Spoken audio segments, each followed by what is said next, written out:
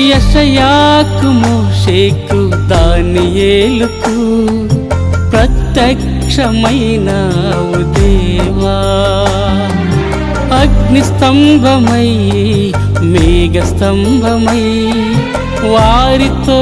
ఉన్నావు దేవా పరిశుద్ధ గ్రంథంలో ప్రత్యక్షతనిచ్చి నీ వాక్యము వారిలో పలికావు దేవా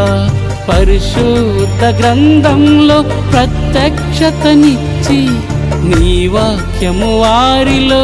పలికావు దేవా నాలోనికి రమ్మయ్యా నా పెదవులు కాల్చయ్యా వాక్యమును పలుకుమయ్యా నాలోనికి రమ్మయ్యా నా పెదవులు కాల్చయ్యా వాక్యమును